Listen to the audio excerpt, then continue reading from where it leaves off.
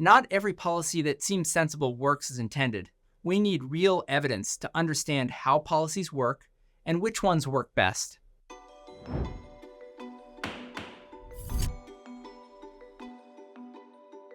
Equity is a controversial concept, and also much misunderstood.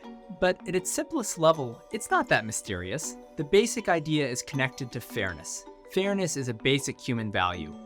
It's a hallmark of the most sophisticated ethical systems, but it's also something that even children can sense intuitively. Fairness and equity are central in nearly all aspects of life, and public policy is no exception. It's easier to intuitively sense equity than to precisely define it, but when philosophers do so, two key themes emerge. First, equity is about equal treatment for all people. Everyone deserves to be treated fairly and equally under the law and by governments and other important institutions. But there is also a second theme. Equity is also about leveling the playing field so that everyone has what they need to survive and thrive.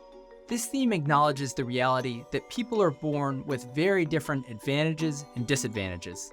There are also important social forces that distribute opportunity in an unequal way. An equitable society seeks to level the playing field by providing extra support to those who need more. You might be thinking, wait, if equity is about treating everyone equally, how can it also be about providing extra support to some people or groups? Aren't these ideas in tension with each other?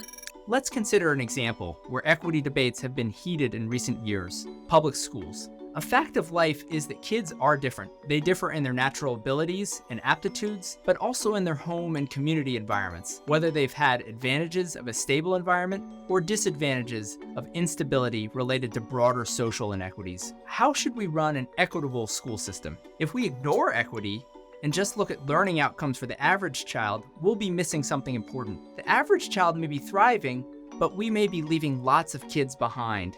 We need to investigate not just averages, but also differences and disparities in the full distribution of kids' experiences. On the other hand, suppose that we do center equity in our thinking, there are still two places where we can go wrong. First, we might focus only on equal outcomes. That is, whether disadvantaged students perform equally well as advantaged students. We'll gain a valuable perspective, but we'll also lose something else.